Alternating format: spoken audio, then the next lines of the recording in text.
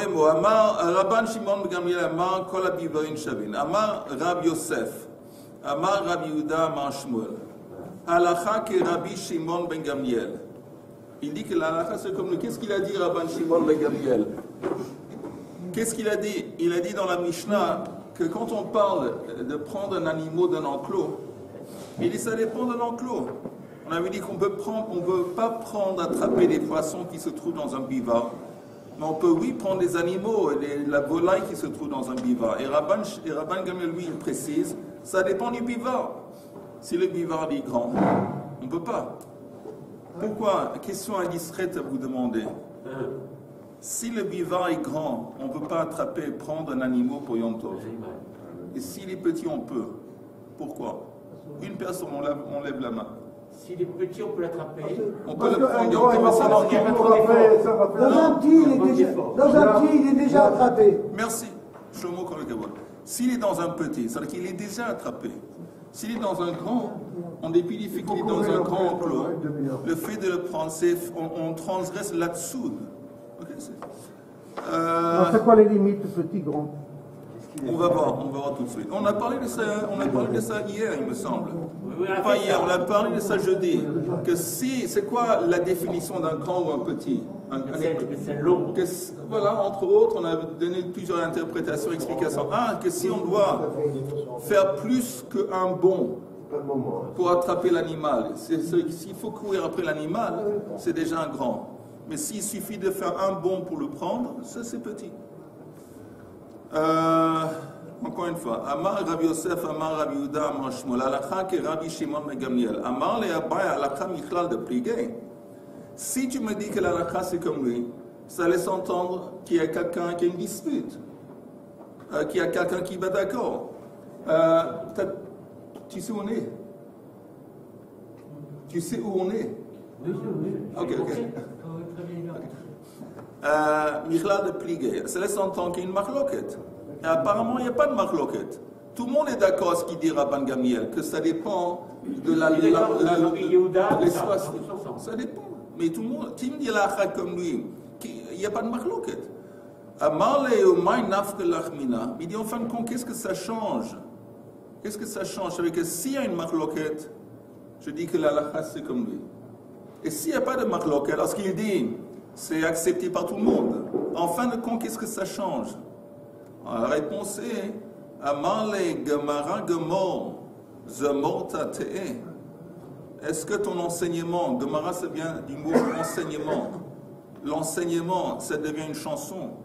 De la même façon qu'une chanson, on chante des mots, et les mots c'est pas important, l'essentiel c'est l'air. On chante, il y a des fois qu'on ne comprend même pas les mots. Et des fois il y a des chants, je sais pas moi, américains ou anglais, il y a des Français ou des Israéliens qui les chantent, ils ne savent même pas les mots. C'est pas important.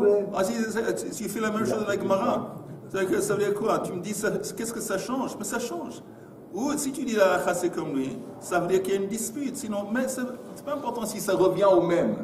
Il faut être direct, il faut être concis, il faut parler clairement. C'est pas apprendre la Gemara, c'est pas chanter. Ze'aklan, kol ha-mechusar tzeida. Heichi dame mechusar tzeida. C'est quoi exactement, encore une fois, un animal qui n'est pas encore attrapé? Ça veut dire quoi un animal qu'on doit attraper? Amar Rabbi Yosef, Amar Rabbi Yehuda, Amar Shmuel. Kol she'omer have metzuda v'netzodenu. Ça veut dire quoi un animal qu'il faut attraper? Tant que quelqu'un dit à son ami, apporte-moi un filet ou apporte-moi un truc, comment on appelle ça, pour que je puisse attraper l'animal. En tant que quelqu'un dit, écoute, donne-moi, apporte-moi un filet, apporte-moi. Il y a un autre mot que filet. Filet, c'est pour les poissons. Une épuisette. Non. Un filet, c'est pas interdit. Non. Mais c'est comme un sac. Mais tant qu'on dit à quelqu'un, apporte-moi quelque chose pour que je puisse attraper, ça veut dire qu'il n'est pas attrapé. Amar le Abaya, veha, avazin vetarnegolin. Eh bien, écoute, je t'apporte le cas des oies, avazin, et des poules. Et justement, on dit, c'est normal qu'on dit, écoute, apporte-moi un filet que je vais attraper l'oie ou la poule. Et néanmoins, Vetanya hatzad avazin vetzarnegolin, veyonei hardisaot patur. En dépit du fait qu'on s'exprime comme ça, apporte-moi un truc que je vais prendre, je vais saisir l'oie ou je vais saisir la poule. Néanmoins, c'est pas considéré qu'on est en train d'attraper. En dépit du fait que tu me dis, c'est quoi le critère d'un animal? Il a porté de main. Oui, il a porté de main. Et néanmoins, on dit donne-moi un truc, un filet, encore une fois, pour que je puisse attraper cet animal. On voit bien qu'en dépit du fait qu'il le dit, néanmoins, ce n'est pas considéré que l'animal, on est en train de le chasser ou l'attraper, il est déjà attrapé. Donc on conteste ce qu'on vient de dire. Et demandez si ce n'est pas clair. Amar Rab Bar Rab Huna, Amar Shmuel. Pourquoi on conteste? Parce que on avait dit au début, Heichidam et Mechusar Tseida. C'est quoi la définition d'un animal qui a besoin d'être attrapé? Tu me dis qu'un animal qui a besoin d'être attrapé, on n'a pas le droit de le saisir pendant Yom Tov. Tu me dis, c'est quoi la définition? La réponse est, tant qu'on dit Hava Metsuda Venetsudenu, apporte-moi un filet pour que je puisse le saisir. Ça, quand on dit ça, ça c'est la définition que l'animal il n'est pas attrapé. La Gemara demande une objection, mais on s'exprime comme ça quand on veut attraper des poules, quand on veut attraper des oies. Ils sont dans un enclos. On dit tiens, apporte-moi un truc, je vais l'attraper. Et néanmoins, c'est écrit que quand tu saisis une poule qui est dans un enclos, tu n'as pas transgressé, chassé la tsoude, parce que la poule est déjà considérée comme attrapée. Donc on va en dépit du fait que tu t'exprimes de cette façon, apporte-moi un truc que je vais le saisir. C'est pas. Alors ça c'est l'objection. Vetanya Amar Rab Bar Rab Huna Amar Shmuel Halalu ba'ina lekluvan la erev. Vehalalu ein ba'in lekluvan la erev. Il y a une différence. Les poules, les oies, ils sont domestiqués. Ça veut dire quoi domestiqués? Que chaque soir, en dépit du fait que pendant la journée ils sont dehors, le soir ils ont l'habitude, tout seuls ils rentrent à la cage, ils rentrent au poulailler. Donc c'est différent. Mais les autres, dont on a dit apporte-moi une trappe que je vais les saisir, c'est des animaux que quand ils sont dehors, ils restent dehors normalement, ils ne vont pas entrer. Donc quand ils sont dedans, c'est différent. C'est une autre espèce d'animal, parce que le fait qu'ils sont dans l'enclos, ça veut dire qu'ils sont en quelque sorte considérés comme sauvages. Parce que la preuve, s'ils étaient en dehors de l'enclos, ils ne rentreraient pas dans l'enclos le soir. Donc là, quand tu dis apporte-moi un filet pour que je puisse le saisir, ça veut dire que l'animal, il n'est pas attrapé. Maintenant, je vais l'attraper, ça c'est interdit. Veharei yonei shovach veyonei aliyah. Bien, je t'apporte le cas des pigeons. Les pigeons, les chauvars. Chauvars, c'est des pigeons, il me semble. Rachidi. Regardez le Rashi. Yonei Shovach ve Yonei Aliyah. C'est presque la dernière ligne de la Gemara à côté dans le Rashi. Yonei Shovach ve Yonei Aliyah. Yonei Habarhen. C'est des pigeons sauvages. Ve Shatin ve Ochlin bechutz. Ils ont l'habitude de manger en dehors. Betfichin ve Birot. Kemin Pachin. Notnim bechomot abirot. Ou megadlim. Les Canaan, Sham, Ophot, Habar. Peut-être il faut dire les Gadel. C'est des oiseaux qui sont sauvages, mais néanmoins, l'habitude, la coutume était de mettre des petites, près des murs, en haut, près du toit, de mettre des petits nids, et les oiseaux faisaient des nids, faisaient des bébés. Et donc on faisait l'élevage de ces oiseaux. En dépit du fait que c'était des oiseaux, des pigeons, qui étaient sauvages. Alors, qu'est-ce que la Gemara raconte?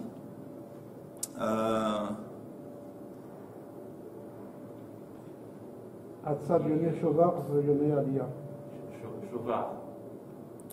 V'harei yonei shovach ve yonei aliyah habayin lekluvan la'erev.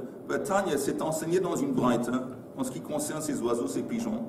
Atzad yonei shovach ve yonei aliyah וציפורים שכיננו בתפיחין בבירות, חייב. En dépit du fait que c'est des oiseaux que oui ont l'habitude de rentrer chaque soir dans la maison et de se poser dans ces nids qu'on a construits.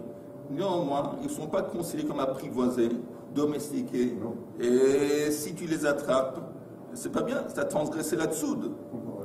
Alors on est en train d'essayer encore une fois d'arriver à une définition. C'est quoi un animal qui est considéré comme sauvage, qui n'a pas été attrapé, et c'est quoi un animal qui est attrapé, donc domestiqué? On est toujours en train d'essayer d'arriver à cette définition.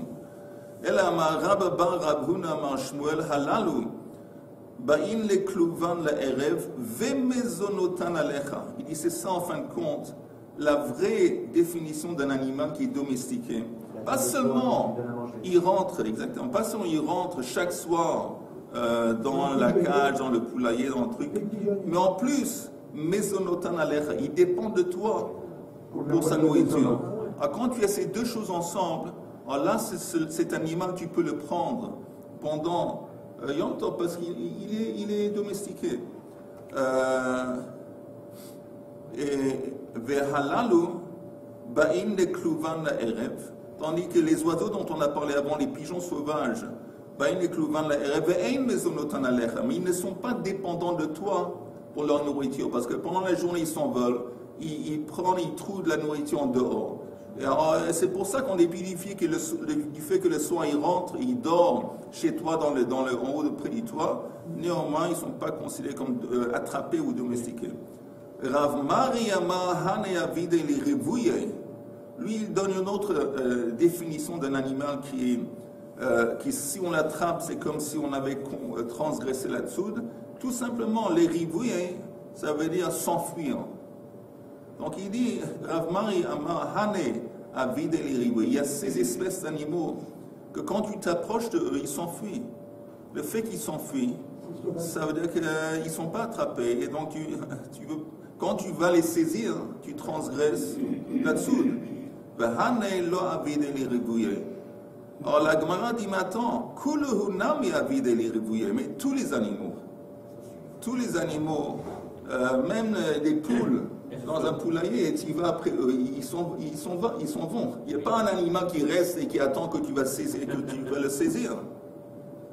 Alors la Gemara dit, les kluvan ka'amrinan de avide les rivouillés. Regardez le dernier Rashi avant la Mishnah.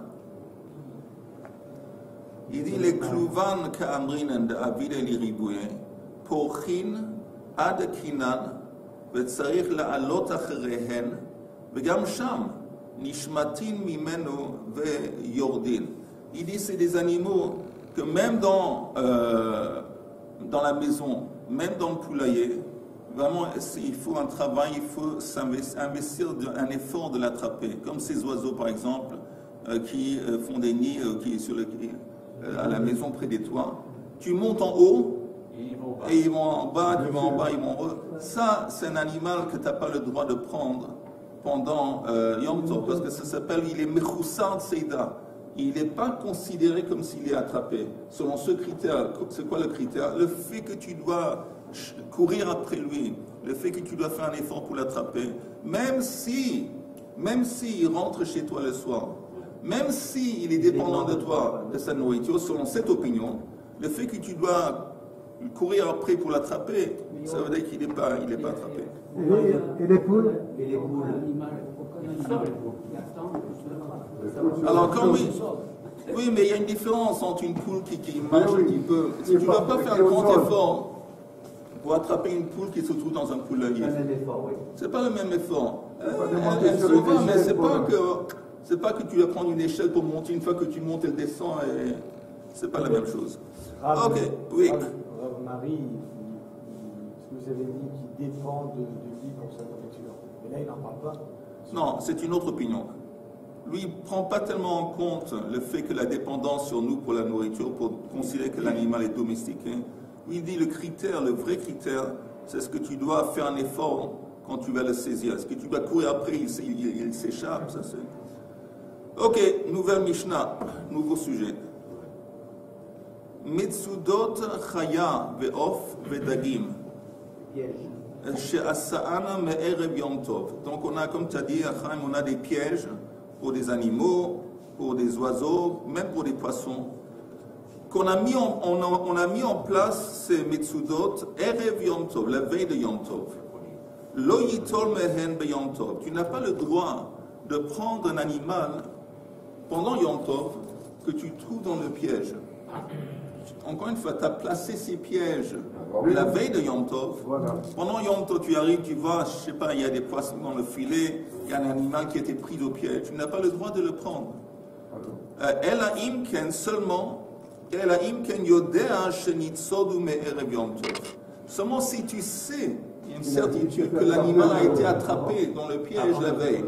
Parce que sinon, s'il a été attrapé le jour même, il y a un problème. Quel est le problème? On n'a pas le droit d'attraper le Yom Tov. Et aussi, il est mouxe, il n'était pas disponible. Je n'ai pas intervenu. Moi, j'ai prévu avant Yom Tov, si quand je viens, il est déjà piégé, ça s'est fait tout seul. Il est venu, c'est pas moi qui l'ai différent. Mais c'est vrai que ça s'est fait tout seul, mais néanmoins, cet animal, il est mouxe.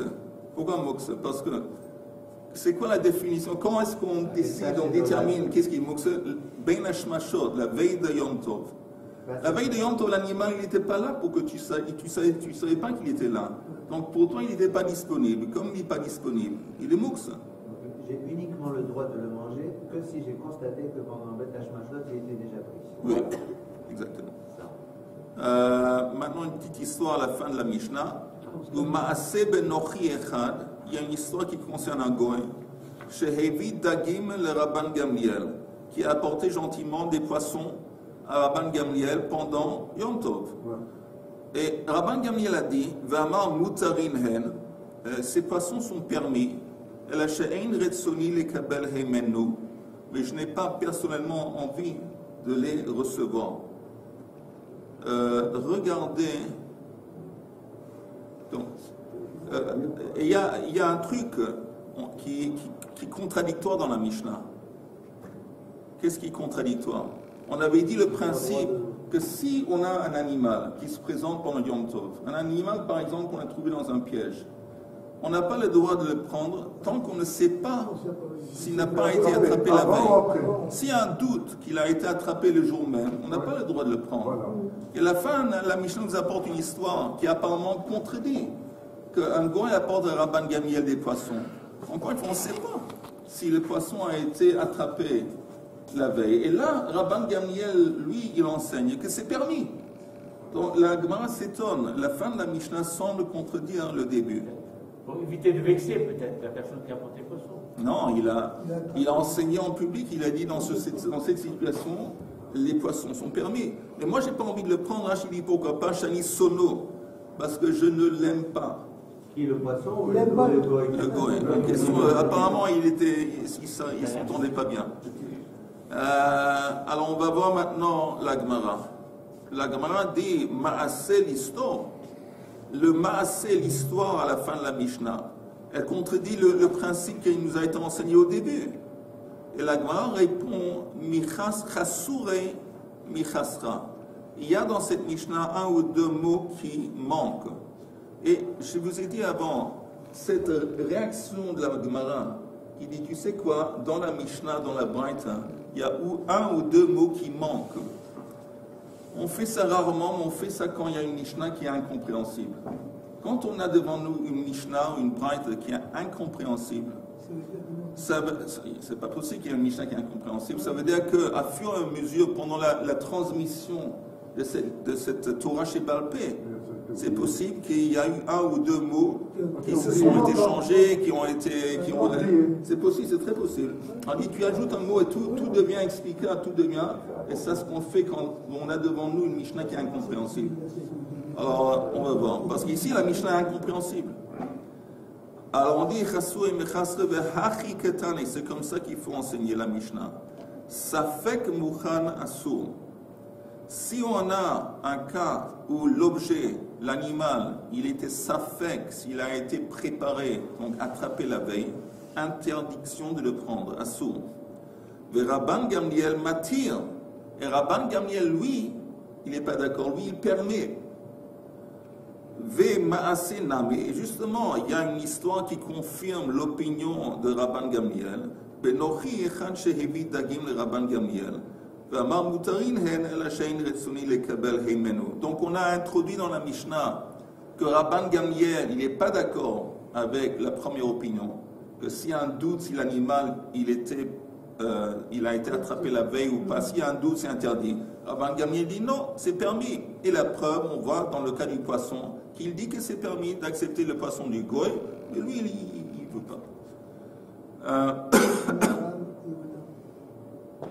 Regardez juste le Rashi. Maaseh l'histoire. Bitmia. Bitmia, c'est une expression d'étonnement. Veki derech hamedabrim lomar davar umevi'in maaseh achrav l'hakrish dibur harishon. Est-ce que c'est la coutume que d'abord on nous enseigne un enseignement et après on nous apporte une histoire qui contredit? C'est bizarre. Je continue dans le Rashi. Safek mukhan klomar vezu she'amarnu lo yitol mehen. Ça, ce qu'on a dit dans la Mishnah, on ne veut pas prendre un animal qu'on trouve dans un piège, le Yom Tov, mais Safek. Dainu Safek Mouchan ve Safek Moukse. Assour. Encore une fois, c'est quoi l'idée? Oui, allez. Le moment qui fait un piège, Non, pas aller. c'est dans l'intention d'attraper quelque chose. Oui. C'est pour ça qu'il me dit. Oui. À mon avis, avant que Yom Tov il rentre, il devrait aller contrôler pour savoir. Il devrait. Mais il n'a pas eu le temps, il a oublié. Il n'a plus besoin de toutes ces questions-là. Si l'animal se trouve, ça va. S'il se trouve pas, ça va. Tu as raison, dans ce cas de figure, tu as raison. Il aurait dû vérifier. Mais apparemment. Les choses pour lui tout. Non, parce qu'on parle encore une fois, souvent le style de la Gemara, c'est apporter un scénario, et on veut à travers ce scénario arriver à exprimer, enseigner des principes. Dans le scénario suivant, où quelqu'un avait mis en place des pièges, et il n'a pas vérifié avant, et il trouve que dans le piège, il y a un animal quand pendant Yom Tov. Alors, Rashi explique la Mishnah qui dit, bon, c'est un safek peut-être attrapé avant, et donc il est disponible, il est autorisé. Peut-être c'est Moukse. Encore une fois, Moukse va sourd. Lav divrei akolhi, et la ploukte de Rabban Gamliel, de Rabbi Yoshua, les kaman beshmatin, maitin et la bebraita. Rashi dit que tu saches, que tu vas savoir que cet enseignement, c'est en fin de compte une marloquette qu'on va voir dans une braïta plus tard, entre Rabban Gamliel, qui apparemment permet, et Rabbi Yoshua qui interdit. On continue dans la Gemara. Amar Rab Yehuda Amar Shmuel, Ein halacha que Rabban Gamliel. Lui, il dit que l'halakha, c'est pas comme Rabban Gamliel. Encore une fois, si on a un safek sur un animal, s'il a été attrapé la veille ou pas, interdit de le prendre et de l'utiliser pour Yom Tov. Ve'ike de matnela, il y a une version un peu différente, qui est la version suivante. De Tanya Safek Mouchan. Rabban Gamliel matir, ve Rabbi Yoshua oser. Ça, c'est la braïta. C'est une marloquette ici. Amar Rabbi Yehuda Amar Shmuel, halakha que Rabbi Yoshua. Encore une fois, ça revient au même. C'est une façon, c'est une version un peu différente. Il y a une autre version de Tanya, selon la braïta suivante, qu'on va voir en haut de la page suivante. Shochatin min ha-nagarin beyom tov, avalom min ha-reshatot ou min ha-michmorot. Ça veut dire quoi? Regardez, si vous voulez bien, le Rashi en haut de la page. Shochatin est un nagarin, ou min un nagarin. Ça veut dire quoi, nagarin? Rashi. Shochatin chayot min bivarim. On a le droit de prendre des animaux qui sont dans un bivar, un enclos. Le fiche netsodim ve'omdim, parce qu'ils sont déjà considérés attrapés. On a déjà dit ça. On a déjà dit. Ve'al shem she'osin sham nigarei maim ve'charitzin nishtot hachayot sham karilehu nagarim. Nagarim, c'est apparemment un canal. Et ils mettaient dans les enclos des petits canaux, un petit canal où ils mettaient de l'eau pour donner à boire aux animaux. Donc, comme la nature de ces enclos, il y avait toujours un petit, je sais pas, un sillon, un canal dans lequel on mettait de l'eau, ça s'appelle un nagar. Donc on a appelé ces enclos nagarim. Ça veut dire un enclos. Donc on a vu avant qu'on a le droit de prendre un animal qui est dans un enclos. Aval l'omine rechatot. On n'a pas le droit de prendre un filet ou un piège. Alors, encore une fois, ça confirme, c'est comme la première opinion de la Mishnah, parce qu'encore une fois, on ne sait pas quand l'animal a été attrapé. Rabbi Shimon ben Elazar Omer, il dit la chose suivante. Ba umetza'an mikulkalin me'erev yom tov, beyadua sheme'erev yom tov nitzodu ve'mutarin. Il dit, si, vous entendez, si la veille de Yom Tov, le propriétaire y voit qu'il y a un piège qui est Mekulkal. Quoi Mekulkal? Il a été renversé, il est tombé. Il n'y a pas un animal dedans. On parle d'une situation où, regardez, encore une fois, le Rashi qui explique, Ba me'erev Yom Tov, c'est la 4e ligne du Rashi en bas. Ba me'erev Yom Tov, le Makom Shahayu Prusim, il a étalé des pièges, l'un à côté de l'autre, mais ils étaient tous attachés à travers une espèce de ficelle, une corde. וכשחיה נופלת בראשו אחד מתוך שמתפרקת ומתנתקת לצאת, המצודות מתקלקלות כולן, וראשו השני ניתק ממקום שנתקע, וסימן הוא לו שיש חיה בראש האחר. Il explique, Rashi, que le scénario que le type il a mis plusieurs trappes, plusieurs pièges qui sont liés un à l'autre par, disons, une espèce de corde. Si il y a un animal qui a été pris dans un piège, il va se débattre pour essayer de sortir. Et donc, à force de bouger, il va tirer les autres. Les autres vont se renverser. Alors, si le propriétaire, il voit Erev Yom Tov, il arrive à une des pièges, il voit qu'une des pièges a été renversée. Il comprend qu'il doit y avoir un autre piège qui a attrapé. Pendant ce cas de figure, Yom Tov, il arrive pendant Yom Tov, il voit dans une autre piège un animal, il sait que cet animal a été attrapé la veille de Yom Tov, parce qu'il a déjà vu dans les autres pièges qui ont été renversés. Il n'y a pas la certitude. Il y a 99% la certitude.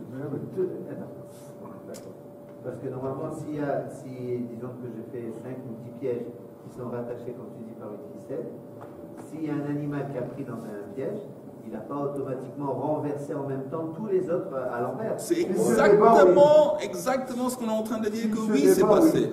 D'accord. Que si un animal a été pris au piège, il se débat. Et à force de se débattre, comme tous les pièges sont attachés, il les a renversés. Les pièges sont renversés. Oui. Il n'a pas vu l'animal. Il n'a pas vu l'animal. Il a vu le piège renversé, il dit c'est ainsi. Ça suffit. Ça suffit. Mais deuxième scénario que nous enseigne Rabbi Shimon ben Elazar, Ba ou Metza'an Mekulkalim beyom tov biyadua shebeyom tov nitzodu. Il n'a pas vu un piège qui était renversé la veille. Il a vu un piège qui était renversé seulement le lendemain pendant Yom Tov. Donc là, c'est une certitude que l'animal a été attrapé pendant Yom Tov. Alors, et là, c'est interdit. Alors la Gemara dit il y a un petit problème avec cet enseignement. Il n'y a pas une paire de parassa. De quel point de vue? Cet animal, il va le laisser à Yom Tov. Ouais. Il va être peut-être mangé par d'autres animaux, c'est possible. Ou bien il va s'abîmer. Et alors? Et donc finalement, c'est mon gagne-pain, c'est ma. Non. Tu entends? En anglais, il y a une expression qui dit tough. Tough, ça veut dire. Tant pis, quoi. Voilà, tant pis. Voilà. Non, mais c'est pas ça. Un peu moins poli. C'est pas une paire de parnassa, parce qu'avant Yom Tov, il n'avait pas. Ça ne lui appartenait pas. Hagouf Kasha, il y a une contradiction interne qu'on va découvrir à travers des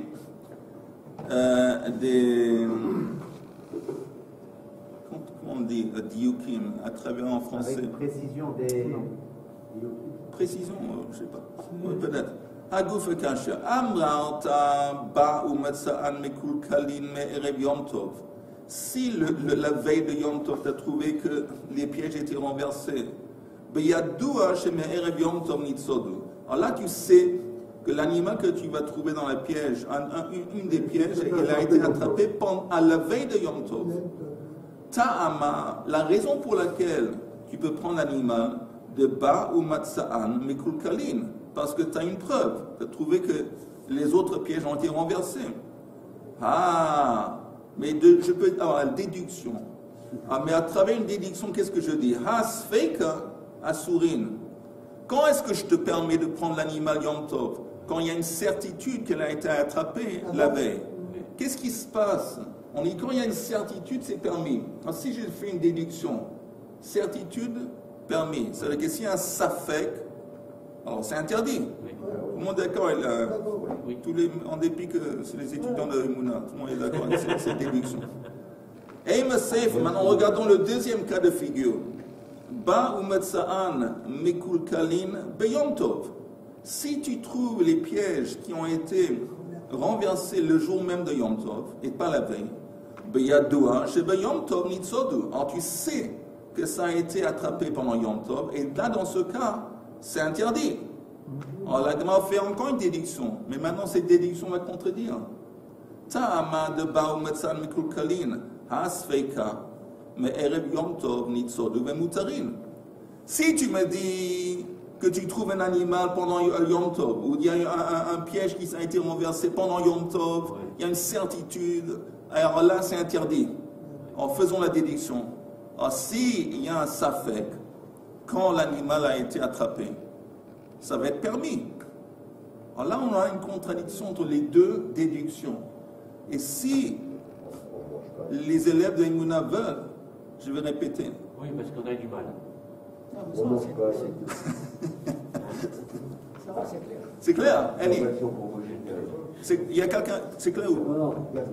Je répète. Vous entendez? On fait simplement, et c'est un truc, c'est un petit exercice de logique. Tu me dis que quand je trouve des pièges qui se sont renversés la veille de Yom Tov, alors tu sais que l'animal a été attrapé la veille de Yom Tov. Et donc, là, tu peux, pendant Yom Tov, tu vas trouver une autre pièce dans laquelle il y a un animal, tu sais qu'il a été attrapé la veille, il y a une certitude, alors là c'est permis. On fait la déduction. Alors s'il n'y a pas de certitude, s'il y a un safek, quand l'animal a été attrapé, c'est interdit. C'est une déduction. Jusque-là c'est clair. Maintenant on prend le cas opposé. Tu me dis que si le type il a vu, il a vérifié la veille de Yom Tov, tout était en ordre, il n'y a aucun piège qui a été renversé. Pendant Yom Tov, il trouve un piège, un des pièges renversés. Et plus tard, pendant Yom Tov, il trouve l'animal. Donc il sait que cet animal a été attrapé le jour même. Et c'est interdit. Alors ça veut dire que quand il y a une certitude, c'est interdit. Alors j'ai fait la déduction. Alors s'il y avait un doute, ce serait permis. C'est la déduction. Alors les deux déductions se contredisent.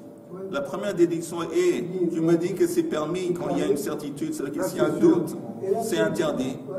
Après tu me dis, quand c'est sûr que c'est interdit, alors là c'est interdit, mais s'il y a un doute, c'est permis. Les deux contradictions les deux déductions se contredisent. Ça c'est à la suite de l'inspection. Oui. Que ce soit avant ou pendant. Oui. À partir du moment où il inspecte ces trucs, il suivant ce qu'il trouve. Lui, il dit que... Alors on peut avoir un cas comme ça de Safek. Et cette histoire, cet enseignement, il est bizarre, encore une fois, parce qu'en se basant sur les deux déductions qui se contredisent, on a un problème. Et la Gemara, Shlomo, on se calme.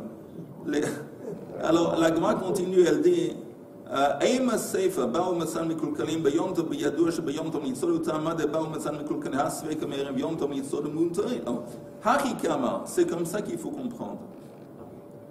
Baou Matsa'an Mikulkalim, Merev Yom Tov. S'il a trouvé que les pièges ont été Mikulkalim renversés la veille de Yom Tov, Biyadoua, chez Merev Yom Tov Nitzol. Alors c'est évident que l'animal a été pris au piège la veille de Yom Tov.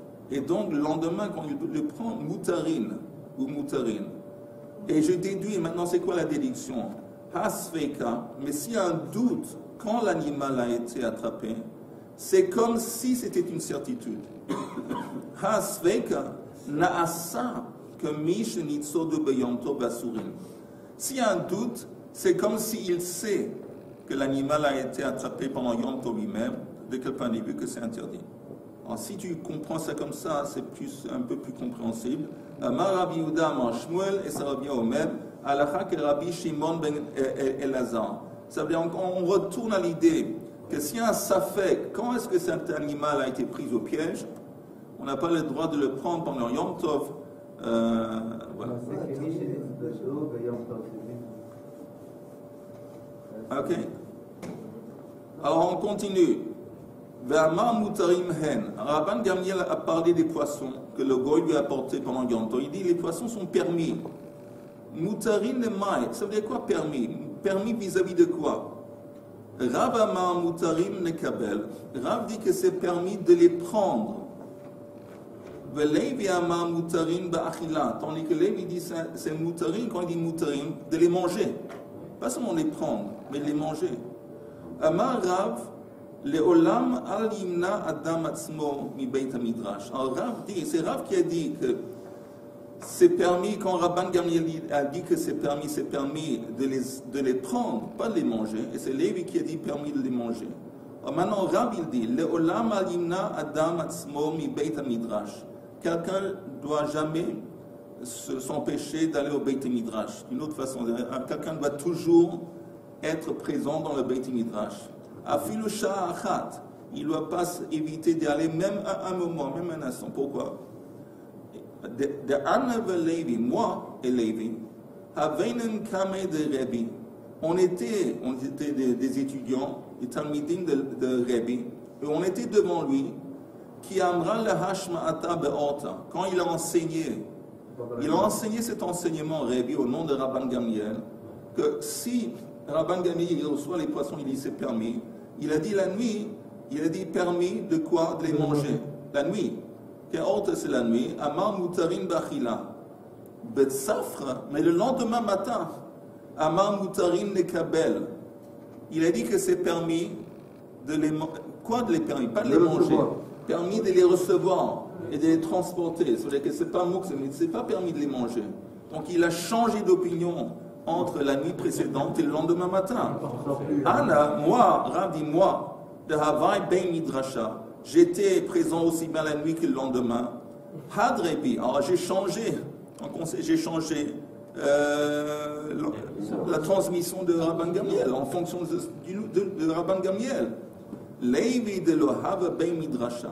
Mais Lévi qui était absent le lendemain matin, Lohadar Ben, il n'a pas reçu, il n'a pas entendu le changement. Donc on a un exemple, comment ça se fait que quelquefois on peut voir des différences dans la façon qu'on cite un rabbin. Parce que les rabbins avant, les chachamim avant, de temps en temps, ils changeaient d'opinion, c'est permis. Et c'est quelquefois il y a un rabbin qui le cite avant qu'il a changé son opinion, et quelquefois un rabbin qui le cite après. C'est pas nécessairement le rabbin. C'est l'origine de l'ensemble des disputes, ça. En fait, ils ont tous les deux raison. Ben non. Les deux font un témoignage vrai de ce qu'ils ont vu, de ce qu'ils ont constaté, le soir et un le matin. C'est les deux, c'est vrai. En fait, celui qu'il faut prendre en compte, c'est celui du matin. Voilà. Meiteve, on apporte une objection. Nochi shehevi doron Israël afilu dagim hamefulamin beperot bnei yoman mutarin.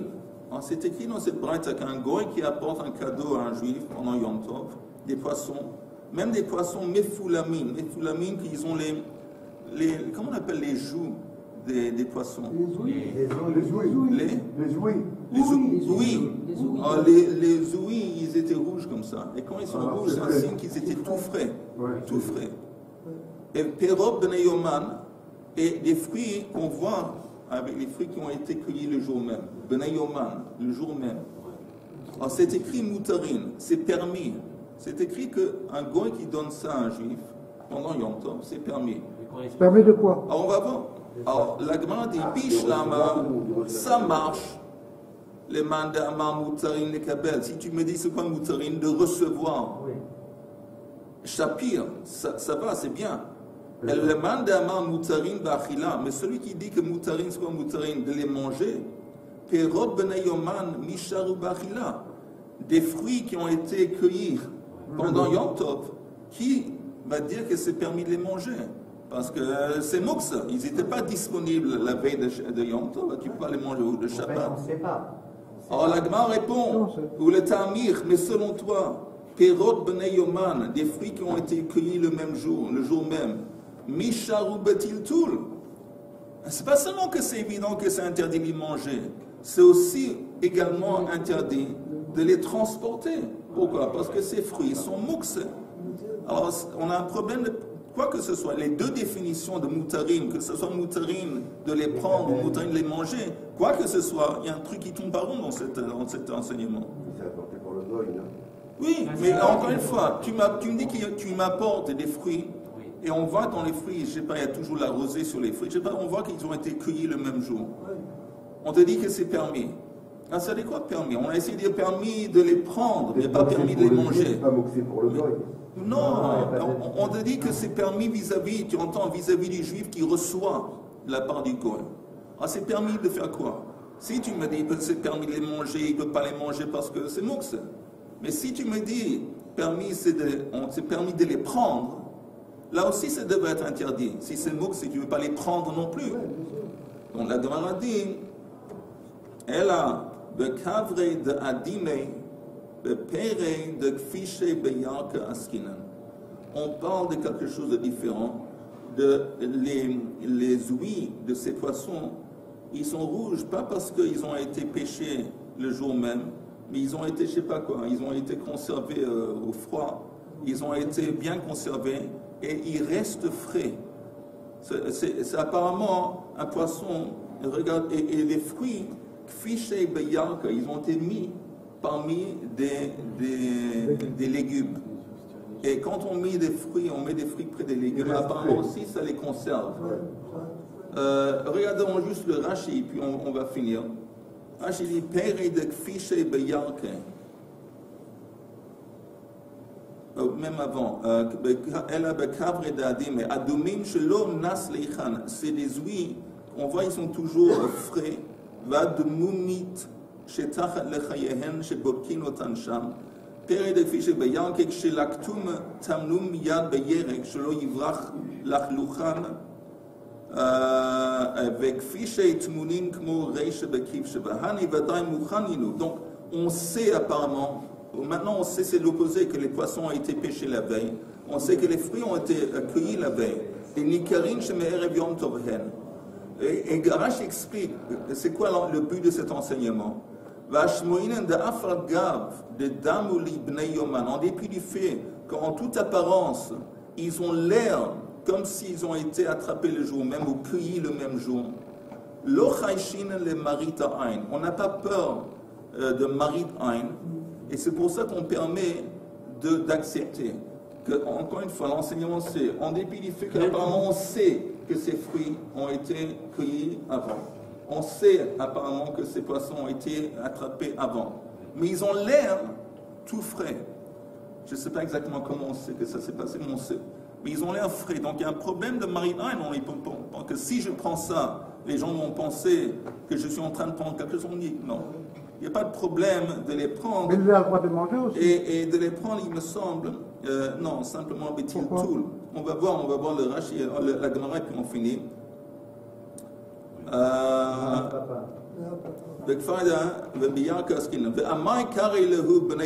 Pourquoi on appelle ces fruits, les fruits qui ont été cueillis le jour même,